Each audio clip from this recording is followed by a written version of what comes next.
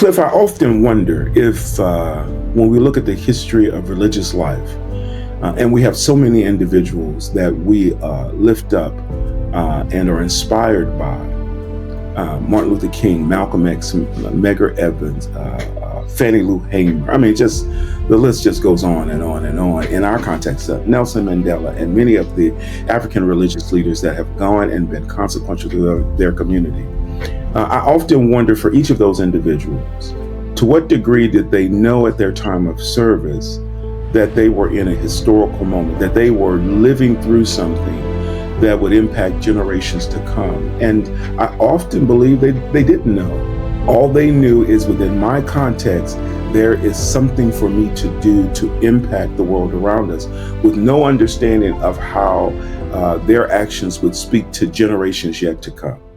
Dynamic biblical discussions with special guests exploring tough biblical issues, academic scholarship, ethics, archaeology, textual criticism, Old Testament, New Testament, Bible interpretation, apocalyptic literature, Christian history, ancient Near East cultures. You're tuned in to Conversations with Pastor Cliff on Puluso Ministries. Good day, everybody. Welcome to another episode on Puluso Ministries with myself, Pastor Cliff. And today we have a wonderful guest. His name is Dr. David Latimore, whom I know very well, and we have interacted together in the past. Welcome, Dr. Latimore, on Puluso Ministries. Well, good morning. It's simply a delight to be with you on this morning, and looking forward to this conversation.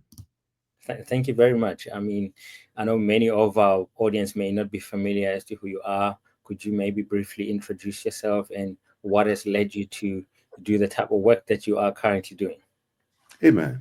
As you've already mentioned, I'm Dr. David Latimore. I serve at Princeton Theological Seminary as the director of the Betsy Stockton Center for Black Church Studies. The center was established now 4 years ago, and it was in response to the seminary's own examination of its history, and particularly the role that the seminary, its leadership, its faculty, and later its students would play in the institution of slavery. And while the seminary as an institution did not own slaves, certainly many of its faculty and leadership did, in fact, have enslaved individuals as a part of their personal homes and efforts. And also the seminary continued in very critical ways to contribute to the unfortunate institution, the theological thinking that grounded the issue of slavery. And so part of this is an effort to confess that engagement, and also to take steps in this current moment to offer tangible signs of its contribution back to a community that was at times incredibly and in very difficult ways impacted by some of the teaching, or some of the leaders, or some of the individuals that were affiliated with that institution. So it established the Betsy Stockton Center for Black Church Study, Betsy Stockton being a formerly enslaved person attached to the families, one of the families here at the seminary, the Stockton family. Betsy Stockton went on to do incredibly consequential work, particularly given her station in life. She wound up being a missionary to what was then known as the Sandwich Islands, later understood as Hawaii. She got very involved in the education of poor children of color, beginning both in Hawaii, and then later, as she traveled back to Philadelphia and later settled back in the Princeton community. She had established schools in Philadelphia, as well as one here in the Princeton area, that wound up being extraordinary for the number and quality of education that was provided to families and students who were otherwise kept out of the education system. So she did really a tremendous job and provided a point of aspiration for our center as well. So that's a little bit about how the Betsy Stockton Center came to be. And now we exist here as one of the research centers at the seminary. And our goal really is to have the kind of conversations that are focused on communities of color, and particularly the Black church and its contribution to religious discourse and practice in the United States. So that's the effort that I lead here, along with teaching courses on the Black church and its history and African American religious practices. And it's really been a phenomenal 4 years that I've been here participating in this community. And we engage in a number of programs, Cliff, that I know you're already aware of, chief among them being the Black Theology and Leadership Institute that we refer to as BTLI. It is one of the premier programs that we offer, and just one of many examples of the ways in which we are reaching back, contributing to, and learning from the community of scholars of color, particularly focused on practical aspects of church life. Uh-huh. That sounds very great. I know I've been a part of it, and it's been tremendous experience for me in particular. But how would you describe, the vision and impact that BTLI has had since its inception? Yeah. So again, part of what we do as a research center is trying to marry academic discourse and engagement with communities that are centered around the intersection of these thoughts and practical religious communities and life. So BTLI is an organization or is an effort that is focused on, again, African American church leaders, African church leaders, religious communities, and examining what are the issues that have become most consequential to these communities, and how can we bring an enriched theological discourse filled with both scholars and practitioners to examine, to discuss, and hopefully to discern how churches might best respond to the environmental issues, to the contextual issues that exist. And I'm sure, as your audience can imagine, even though we are separated by some distance, that we live in a particularly precarious time as so many changes in so many nations across so many countries and cities are experiencing the kinds of theological questions that are deeply rooted in the material existence and the practical life of its constituents. So that's what BTLI is designed to do, to bring these audiences together and to engage over the course of a week, typically in July, in a very in-depth theological discourse. And you've been a part of BTLI for a couple of years, and so we over the course of the week, we have really very robust theological and practical discussions on any variety of topics. The theme for BTLI changes each year, and this year the theme is focused on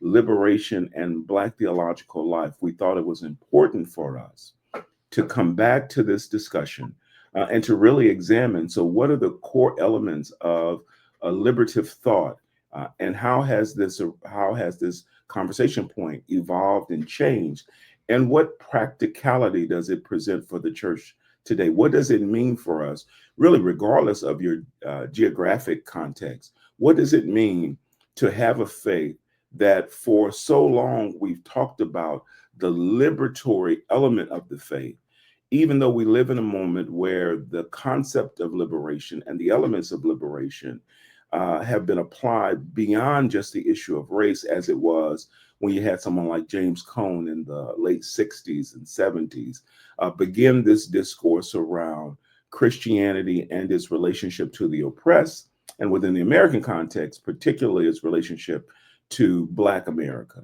Well, now we have seen this conversation evolve. It is talked beyond race. It's talked to issues of economic class. It's talked to issues of identity. It's talked to issues of its application to women and how we ought to think more evolved around the liberation of women, particularly within religious context. I mean, it has really grown, but as it's grown, we want to make sure that we remember its foundation and mine that foundation for new possibilities.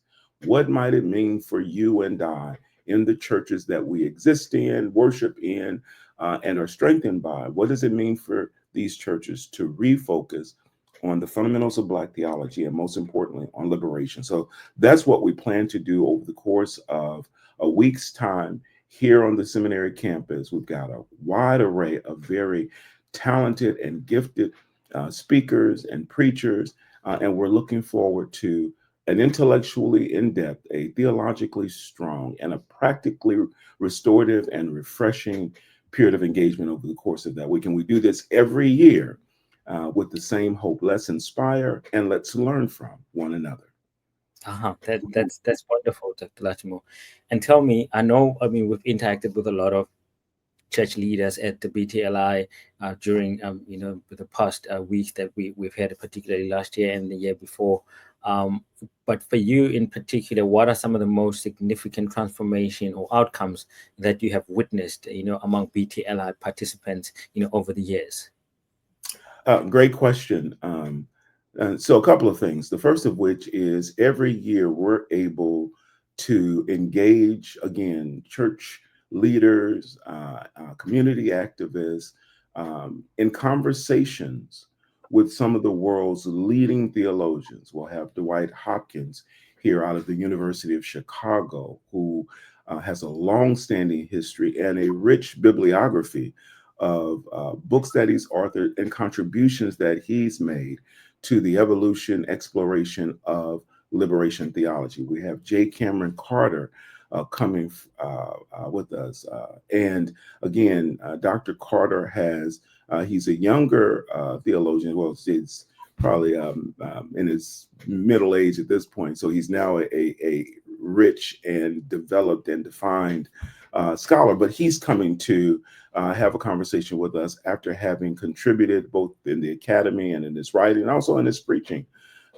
Really an expansive discussion on liberation theology. We have Renita Weems, who's a renowned a scholar in her field, both examining womanist theology, also a deep and vibrant academic life in Old Testament scholar. I believe she was the first African-American woman to receive a Old Testament PhD here at Princeton Theological Seminary. So again, there's a wealth and a richness to all of the individuals that will have being a scholar. And I think people respond really profoundly to having this kind of conversation with these types of scholars would be one.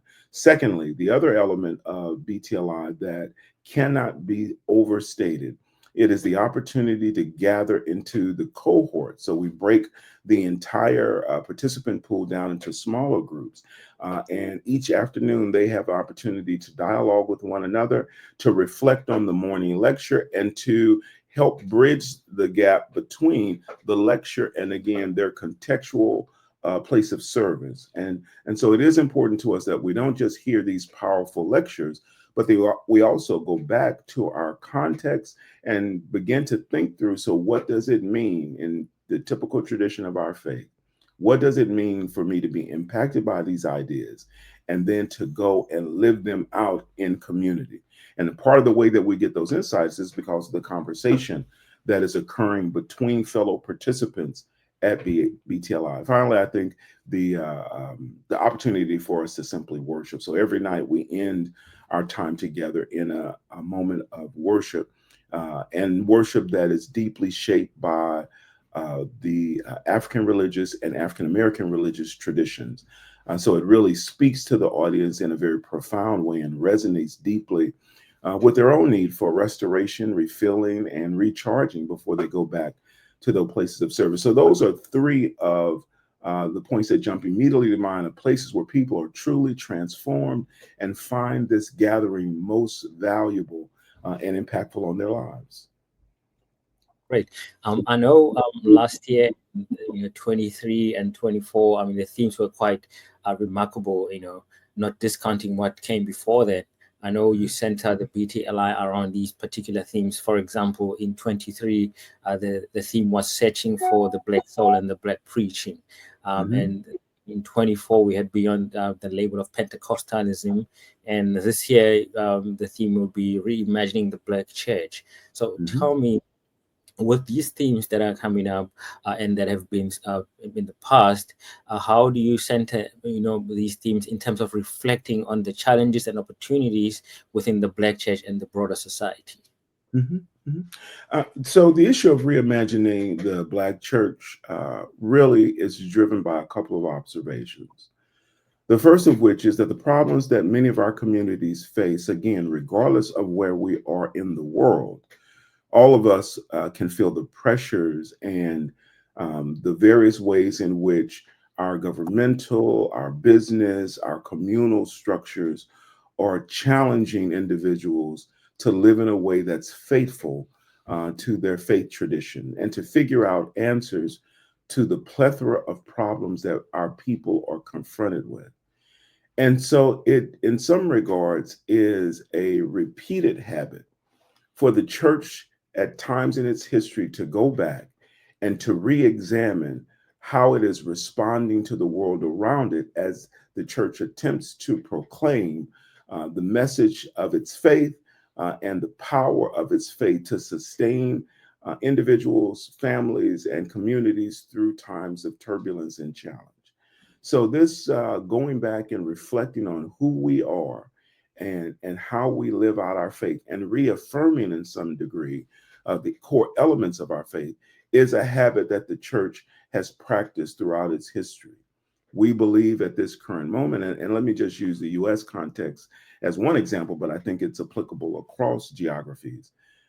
In America, we are facing a particularly challenging moment as we enter into a period where there are deep and profound questions about the durability of our institutions, about the leadership of the country, and most importantly, about the response of the church to the various challenges that emerge for us. And so, this is a good time for us to begin to look anew Mhm. at again the church's ability to navigate these moments and to provide the kind of hope, inspiration, and material impact. And I can't say that enough. Within our understanding of our faith, there has always been an element where we have not only provided issues of faith and inspiration and theological response to the constructions of our lives and our churches, but we've always been interested in how do we also materially impact the world around us. And while there have been elements of our religious tradition that have focused on the world to come, been very eschatologically driven, so looking to the conclusion of time and getting to whatever we perceive to be the next stage in existence and life. There has also always been an element that realized we can't be so forward looking that we discount the challenges that we're currently engaged in, and that we don't leave a mark on the world or leave the world better than we found it. And so that's the core issue that is shaping our conversation. How do we move forward in this moment? In addition to that, what the conference is going to begin to examine is what are the riches of our theological thought as it's been focused on the issue of the existence of African Americans in this country. What are the riches of our theological thought that can help us begin to envision anew and to reimagine what we can be for this moment? So that's why we're going back to Black theology and back to liberation theology so that we can pull the very best of our religious thinking and our intellectual discourse and apply it anew to the context that we find ourselves in so that we leave empowered, strengthened, and with clarity of thought around how the tools of our faith might be deployed at this moment to produce the best outcomes under very difficult circumstances. And while I say that in the American context, you and I both know whether it's America, whether it's Europe, whether it's Africa, whether it's Australia, whether it's Asia, some permutation of this challenge exists for all of us. All of us are facing difficulties, and the richness of our religious traditions can provide, when re-examined, some of the answers we most desperately need in this moment. Uh-huh.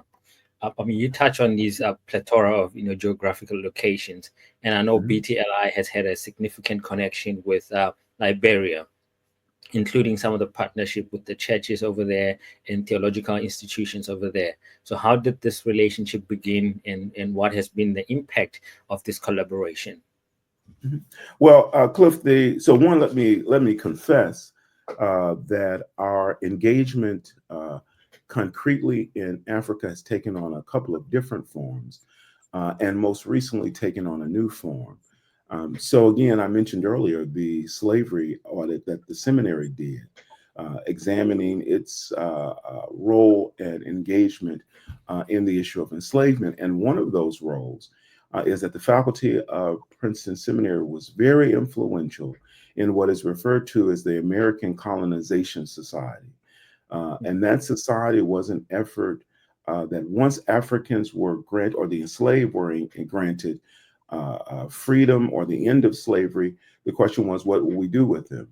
And the American Colonization Society was a proponent of sending these formerly enslaved individuals back to Africa. It was a response that was shared by many countries that had been touched by the institution of slavery. And what America did is it sent some of its formerly enslaved back to what is now known as Liberia, and to place them back on African soil, believing that the formerly enslaved and the whites in America would never find a way to live in any sort of common communion with one another. Uh, that wind up being tragic in several ways for both the enslaved that were sent back and for those indigenous populations in Africa. Because what we found was a variety of challenges that were presented, not the least of which is that it is so easy, even for the formerly oppressed, to replicate the systems of oppression. And much of the strife and the wars that we've seen in Liberia over the ensuing decades are, in fact, deeply related to those who came back and often practiced many of the efforts and ways of life that were so harmful even to them when they were in America. So again, in an effort to not just acknowledge the history, but also to make some substantive change or contribution, we made a commitment to engaging in conversations with our brothers and sisters in Africa, beginning with Liberia, to both learn from and contribute to theological discourse. We began a couple of years ago. We had a conference in Liberia, in Monrovia, Liberia, called The Afterlives of Slavery. And we worked closely with the churches and with the University of Liberia to engage in conversations around how has the very institution of slavery continued to live well beyond the time of that institution. And we had a very rich and robust conversation that I was blessed to be a part of. The question following that conference, as it often is how do we then make sure that the conversations we have through these conferences, or the realizations that we come to, how do we give them some life and sustain that continual discourse well beyond the conference? And so one of our efforts to do that has been to host, in partnership with pastors and leaders in Monrovia, to host our conference, which we'll be having in the second week of March this year. What we refer to now as not the Black Theological or Theology and Leadership Institute. It is the African Theology and Leadership Institute. And really, in addition to hosting in Liberia, it is our recognition that while African Americans and Africans have some overlap in their religious discourse, the issues of importance to them, the way we practice our faith, there are also some substantive and important differences between these communities. So it is our hope to recognize those differences, to engage in conversation and places of learning with African pastoral leadership, African communal leaders, to have, again, the conversation around how the church, in this context, in this case in Liberia, how can it grow as a force of liberation and empowerment and faith for its community, and what can it teach churches in America about living faithfully out? So we'll be going to Africa. We're so looking forward to it. Again, it is going to be March 13th through 15th in Monrovia, and we are confident that we'll have a very powerful conversation that, again, will inform both our brothers and sisters in Africa, but also our brothers and sisters in America on different modalities of faithful living. Uh-huh. And Dr. Latimore, thanks for that. I know, BTLI is quite strong in terms of bridging that gap, as you mentioned earlier on, between the academy and and those who are practicing within the churches. And tell me, if you could probably jog us through this, how do you see this relationship, particularly for Black theology, and its link with activism, and how does BTLI contribute to this kind of evolution that we see play out in the social space? To ensure that we keep bringing you tough conversations like these, please support our ministry by donating as little as 50 Rand per month. You can find our banking details on our website, pulusoministries.co.za. Yeah, again, great question, Cliff. Here's my hope, and I think we're beginning to see the fruit born from this.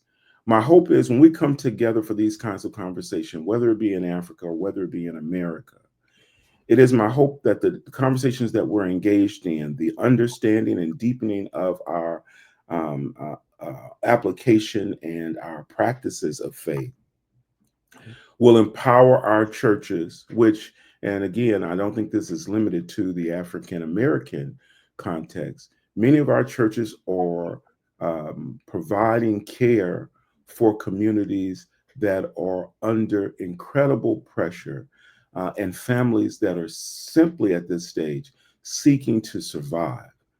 And so, what I hope that our conversations do is give our participants in either content and context the power to begin to reimagine their communities, reimagine the way they serve those communities, and how, within the context of their faith, that they can be instruments for good within their community. How can they be voices that inspire and that lead efforts to assure that every individual, regardless of geography, is treated as the child of God and has the kind of life that really bestows the human dignity upon them that I think God intends for all of us.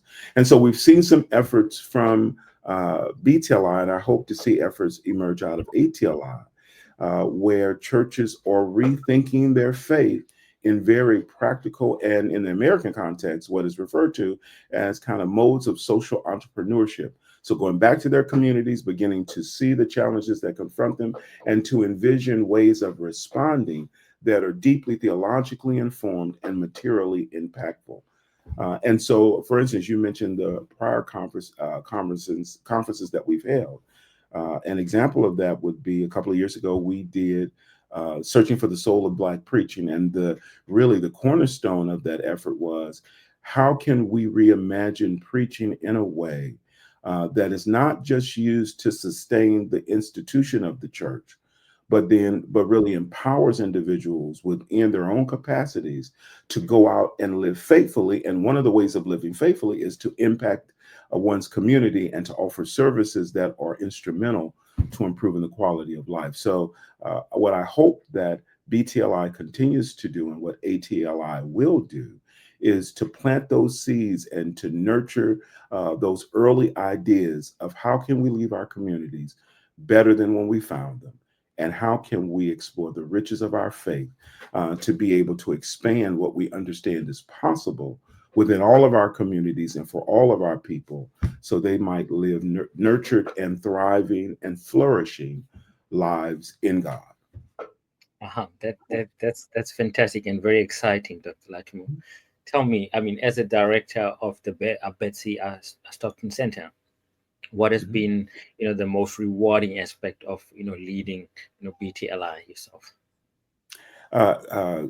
Cliff, listen, I'm surprised they pay me to do this. I so love the work that we do, and I so love the audience that I get to work with and on whose behalf we constantly are looking for the ways to nurture, to support their efforts. So first of all, just the audience that I get to deal with and the topics that I get to examine brings such joy to me that I'd almost do it for free if given the opportunity to. Secondly, what I am most grateful for is to be in this position at this time. As I've said already, this is a difficult moment in the life of the church. From the experience of COVID and the impact that it has had on churches, the rise of technology, and particularly in AI, and how it's reshaping how we deliver services to our community, the advancements technologically around how we communicate. This podcast being a great example of the ways in which one can embrace technological advance for the support of theological, intellectual, and religious discourse. The growing pool of the disenfranchised and the individuals who are bear the burden of the disparities that exist within our community. I mean, across the board, how our children are being educated and nurtured, and what can the church and religious communities do to strengthen and grow their commitment and their exposure to our faith. Across the board, there's so many challenges that we're confronted with, and so many questions that arise in this moment. And I'm grateful to be in an organization, in a seminary, and to confront these issues and to be really on the front line of helping us think differently.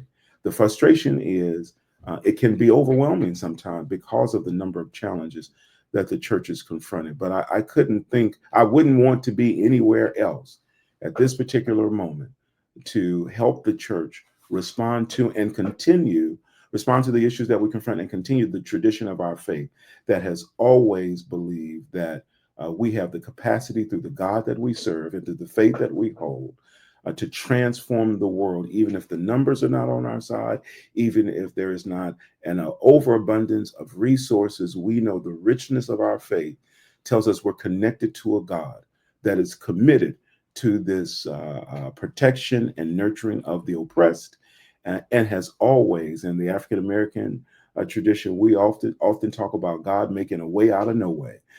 So this idea that no matter what we confront, as long as God is on our side, as long as we use every resource available to us, then we can find the answers that our community needs and be a part of the transformation of our communities. That's excellent. That's excellent. Looking back at your tenure, I mean, something positive. How would you hope that BTLI will be remembered? And what legacy would you hope it leaves for the Black church and theological education specifically?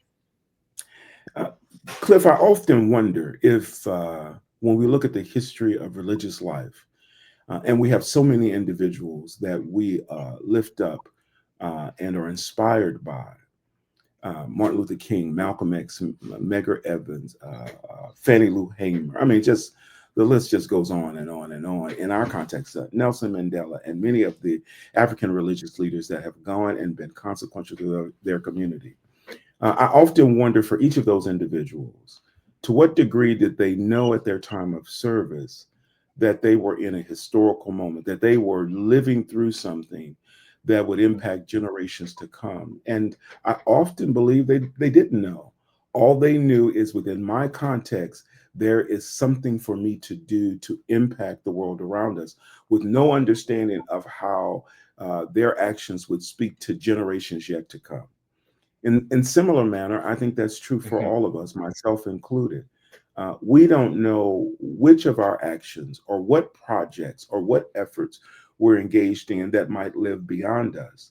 So our only hope can be, since we don't know what the future will bring, is within the moment in which we exist, let's do all that we can to leave our communities better equipped and better positioned for tomorrow, and hope that our effort and our work is not in vain.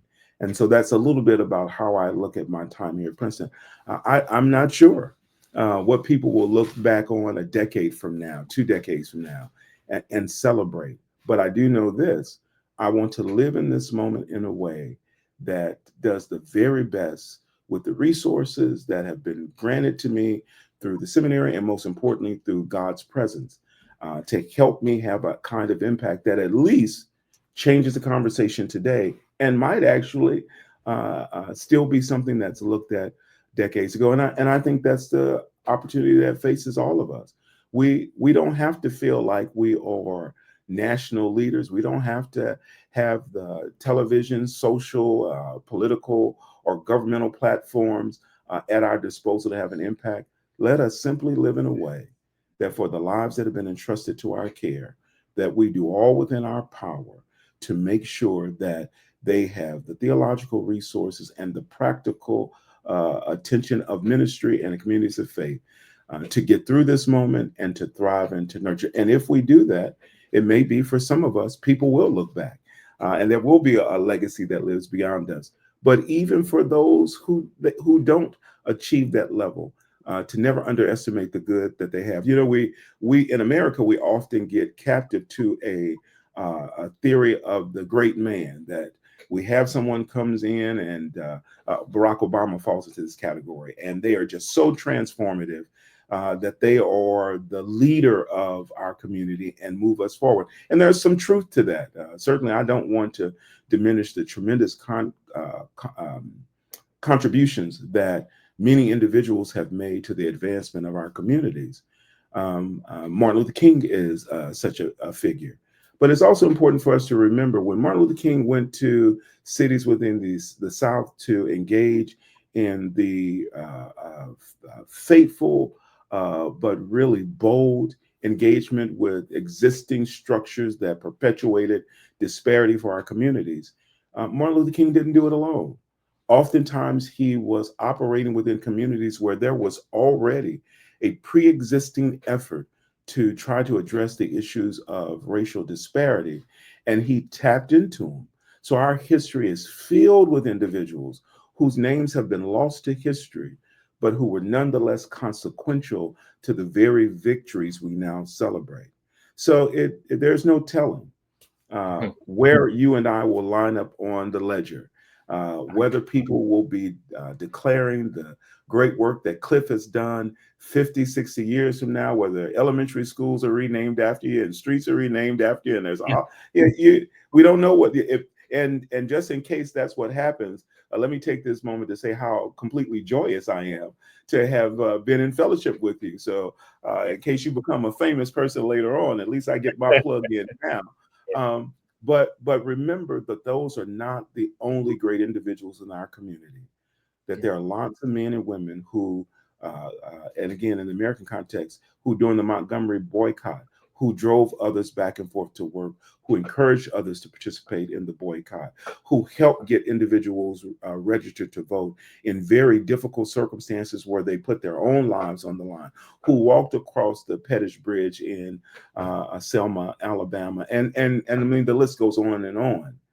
So in some regard, we all leave legacy into the hands of historians and to those who live after us. Our goal is within this particular moment, have I lived out my faith to the fullest? Have I contributed to the betterment of those that are around me? Have I sought out an understanding of God and then taken that understanding and translated into my own praxis and the praxis of the community of faith that I'm in? And if we do that, then our legacies will speak for themselves. That's certainly what I've tried to do here at the seminary. That's what I believe. I'm on a team of scholars and individuals led by Dr. Jonathan Walton, who is our new president of the seminary and who has been inspirational beyond measure. I'm so delighted to be in this community, be in this partnership, and so many others here, and to be contributing in ways that may seem small, but I pray will have an outsized impact in the years to come. And so that becomes my commitment, my desire, and my hope. I wouldn't mind having a school named after me 50 years, but whether that happens or not is secondary. It is, how can we help one another to achieve the greatness that I think God has planted within all of our institutions, all of our communities, and all of our efforts. That's fantastic. I know we've spoken before in the background that we want to expand BTLI, to the context of South Africa, and I hope it does someday soon. And just as addition to that, how can individuals and institutions that find themselves, outside Princeton Theological Seminary, support or collaborate with BTLI in its mission? Amen. Amen. So I mentioned to you before, we are in this March going to be in Monrovia, Liberia, and having a version of the American conference in the African context. Well, the reason that we're doing it is because of the historical relationship between Monrovia and the seminary. But it's our goal not to stop in Liberia. As you and I have talked about before, I believe that there are a variety of communities and countries within Africa that might be ripe for having this kind of theological conversation at a lot of different levels, whether it's South Africa, whether it's Ghana, whether it's Nigeria, and the list goes on. So, part of what we're trying to do is let's see what model works best in the African context. And we're doing that through our work in Monrovia. But our goal would be, can we create moments of gathering of pastors, theologians, community leaders, theological education institutions? Can we create those moments of gathering within the context of some geography in Africa so that the conversations can be directly formed by and impact on the issues that are current within that particular geography? So it's my hope as I begin to look forward that, for instance, what we're doing in Monrovia will find ways to migrate that to other geographies in Africa, to maybe have different forms of that conversation. So to have gatherings that are focused on some local theologian and the work that they're doing, conversations on some particular problem that's facing the community or the church, and how might we collectively think through and examine that issue. There are a tremendous number of possibilities. We just want to find the ways that we can both learn from and contribute to theological discourse within the African context. And we'll be exploring all of the permutations, all the possibilities that exist for those kinds of conversations within Africa. Um, I have two parting questions as our time is running out. So, what advice would you give to a young theologians and church leaders in particular who are passionate about Black theology and social justice, but are quite uncertain about starting their journey?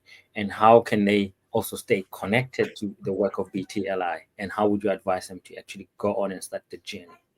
Okay. So one, staying connected to BTLI is relatively easy. And the work that we're doing here in the center, I would encourage you to go out to the Princeton Theological Seminary website, which is PTS, Paul Thomas Stanley, EM.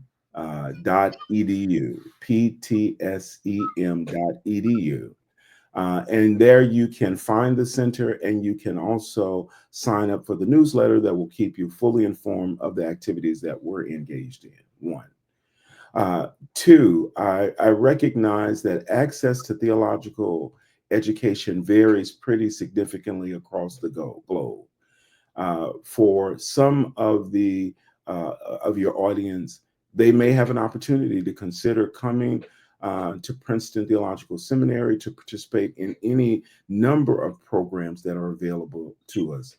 Secondly, this year, we have a renewed emphasis on digital learning. So we're beginning to create content and moments of learning that can be accessed digitally or online. And I encourage you to, if possible, to avail yourself of those efforts and that content to develop your own understanding of your own vocational call. So for those who are considering ministry, for those who are in ministry, for those who are looking to reimagine their tenure in ministry, it is our prayer that some of the digital content that we have will be able to contribute to their growth and their development. Thirdly, I encourage particularly those who are either new to or young in ministry to find the individuals within your context that can serve as mentors, that can provide you with leadership and direction and guidance. The formation of pastoral leadership never happens in isolation. It's never an individual simply deciding that they want to be in pastoral ministry and them forming themselves. I mean, never is too strong of a word, but more often than not, it requires individuals to be in fellowship with others that might deepen their learning, might open up their blind spots, might contribute in ways that the individual doesn't even imagine that they need. So certainly to avail yourself of all of the avenues of learning that might exist. I don't think that God demands that you follow a path, but I do think God demands that we try to become the very best versions of ourselves in our work, understanding that no matter how we get formed, our formation alone does not determine our impact. It is always a communion between ourselves and God producing from us the kind of impact that's often greater than us. And in an effort to present God the very best form of us, to do our very best to become all that we can, education and mentorship can be invaluable ways of pursuing that journey. I don't think any of us who have been in ministry or been in the academy ever believe that we get a break from, or we no longer have to pursue our improvement and our betterment for no other reason than it is our way of giving thanks to God for God's use of us. God doesn't need any of us.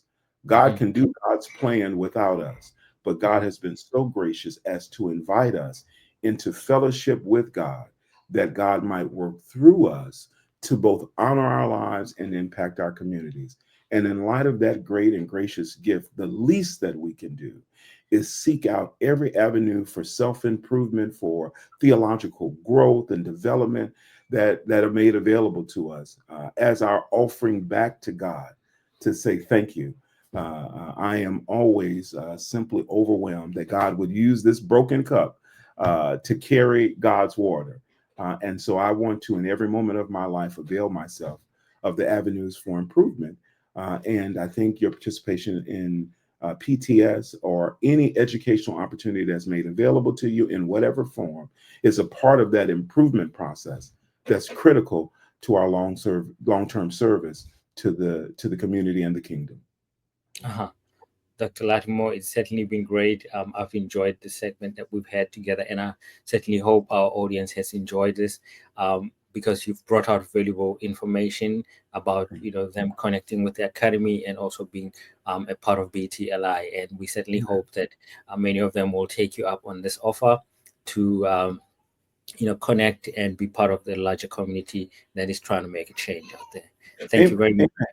And I hope your audience will keep listening to this podcast as another way for them to continually grow and improve their understanding of any number of issues that might be impactful to them. Thank you for having me. Thank you for this time that we're having it together again.